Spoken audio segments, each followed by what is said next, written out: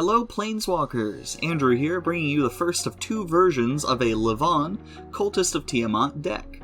For this first deck list, his background is Acolyte of Bahamut, because it's hilarious to think that he's working for both Tiamat and Bahamut. Livaan is a 1/3 Dragon Shaman for 2 and a red that says whenever you cast a non-creature spell, target creature gets +X/+0 for the turn, where X is that spell's mana value. Acolyte of Bahamut has commander creatures you own reduce the cost of your first dragon spell each turn by 2 generic. This here is a dragon deck, needless to say. We'll be running a bunch of dragons as well as non-creatures that can let Livaan buff those dragons. First off, we have Klauth, Unrivaled Ancient, which is a red and green legendary dragon for 7 mana. He's a 4/4 with flying and haste, and whenever he attacks, you add mana in any combo of colors equal to the total power of your attacking creatures, helping to ramp you. Scourge of Valkus is a 4/4 with flying, and whenever it or another dragon enters your field, it deals damage equal to your number of dragons to any target. With all the dragons in this deck, this dragon has the potential to deal tons and tons of damage over the course of a game. Skyline Despot is a 5/5 flyer that makes you the monarch on entry, and on your upkeep, if you're the monarch, you make a 5/5 flying dragon. This works really nicely with Scourge of Valkus. Hellkite Charger has flying and haste, and when it attacks, you can pay 5 red mana to untap all attacking creatures, and you get an additional combat phase after this one. If you ramp up enough, you'll be able to keep paying this cost. If you have Klauth attacking with it, you can stack the attack triggers such that Klauth's trigger goes off first, adding the mana, before Hellkite Charger's ability goes off, prompting you to pay its cost for an extra combat step. Between these two, you can get infinite combat steps, so long as you keep the 2 of them on the field.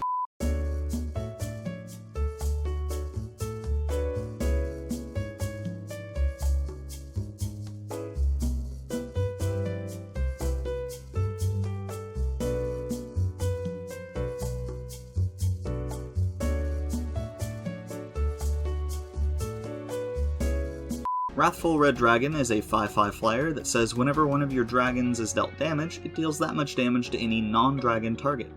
This can incentivize your opponents to let your attackers through, or prevent them from removing your dragons via damage, since they'll get some immediate clapback.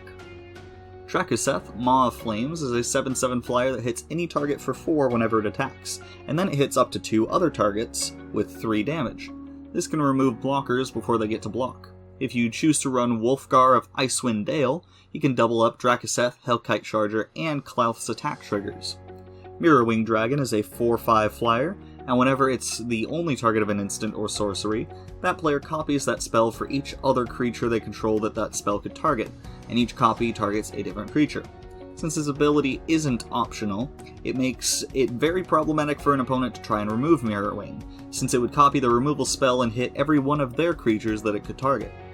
This also means any pump spell you hit Mirrorwing with will also pump the rest of your board.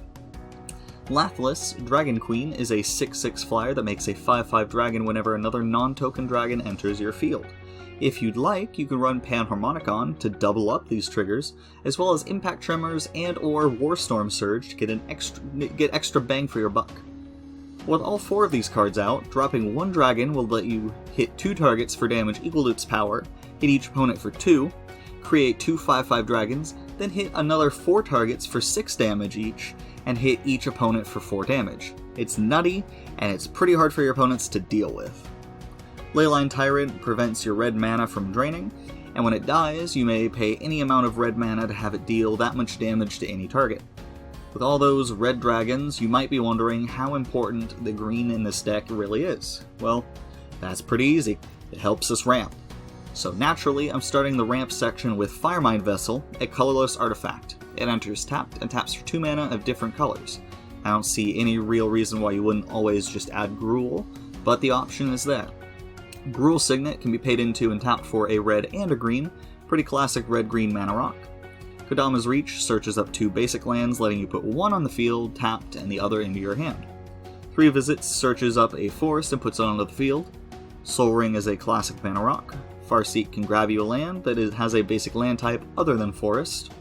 Lastly, for this deck, tech is support, starting with Elemental Bond, which draws you 1 whenever a creature with at least 3 power enters under your control.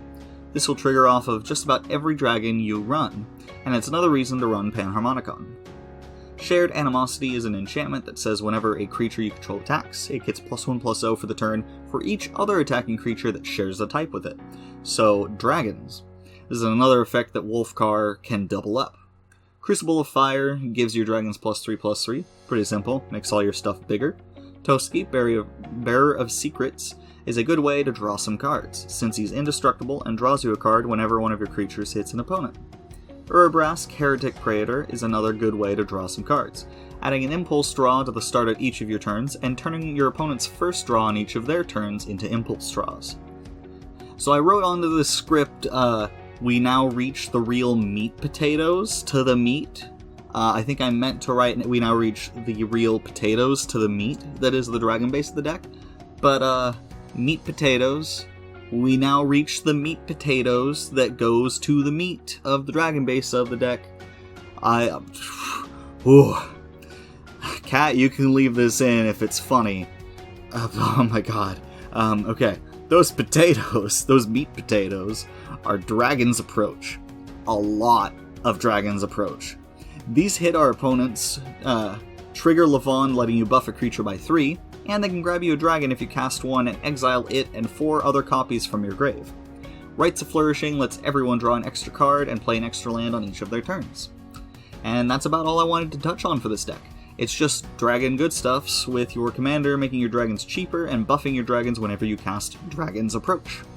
I hope you enjoyed this video, and if you did, please leave a like and subscribe for more. I appreciate everyone's patience while Tyler and I go through some complicated and busy parts of our lives. I appreciate it. Tyler appreciates it. You can, as always, find the deck list in the description below. And have a great day, y'all.